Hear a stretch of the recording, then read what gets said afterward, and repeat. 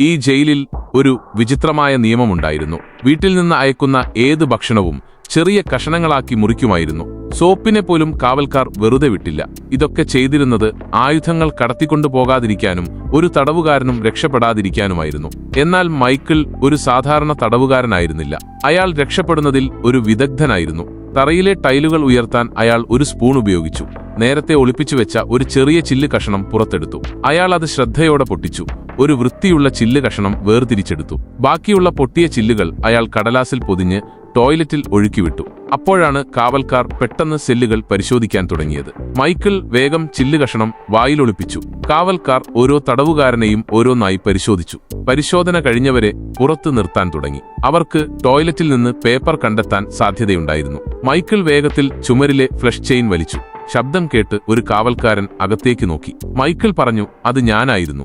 കാവൽക്കാരൻ പറഞ്ഞു, ഇനി ഇത് ആവർത്തിക്കരുത്. ഭാഗ്യവശാൽ പുറത്തുനിന്നും ഫ്ലഷ് ചെയ്യാൻ സാധിച്ചിരുന്നതുകൊണ്ട് മൈക്കിൾ പിടിക്കപ്പെട്ടില്ല. കാവൽക്കാരൻ അലമാര പരിശോധിച്ചു. സാധനങ്ങൾ വലിച്ചെറിഞ്ഞു. കട്ടിലും ജനലുകളും പരിശോധിച്ചു. അവർക്കൊന്നും കണ്ടെത്താൻ കഴിഞ്ഞില്ല. ഒടുവിൽ അവർ പോയി. എന്നാൽ മൈക്കിളിനെ സംബന്ധിച്ചിടത്തോളം ചെറിയ കാര്യങ്ങൾ പോലും രക്ഷപ്പെടാനുള്ള ഉപകരണങ്ങളായി മാറുമായിരുന്നു. അയാൾ ചില്ല് കഷണം ഒരു ടൂത്ത് ബ്രഷിൽ നൂലുപയോഗിച്ച് കെട്ടി.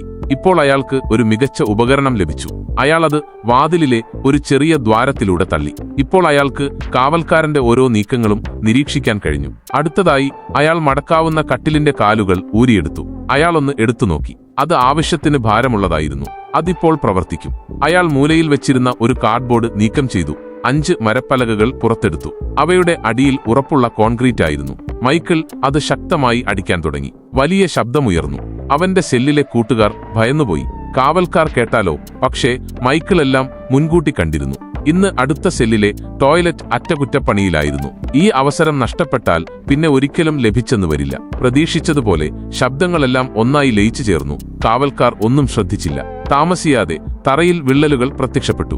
അവന്റെ സെല്ലിലെ കൂട്ടുകാർ ആവേശത്തിലായി. അവർ അവനോടൊപ്പം ചേർന്നു. ആളുകൾ ഒരുമിച്ച് പ്രവർത്തിക്കുമ്പോൾ കാര്യങ്ങൾ വേഗത്തിൽ നടക്കുമെന്ന് പറയാറുണ്ട്.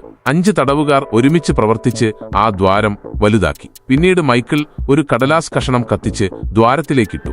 അപ്പോൾ അവർക്ക് ഒരു ചെറിയ ദ്വാരം കാണാൻ സാധിച്ചു. പക്ഷേ ഈ തുരങ്കം എവിടേക്കാണ് എത്തുന്നത് ആർക്കും അറിയില്ലായിരുന്നു.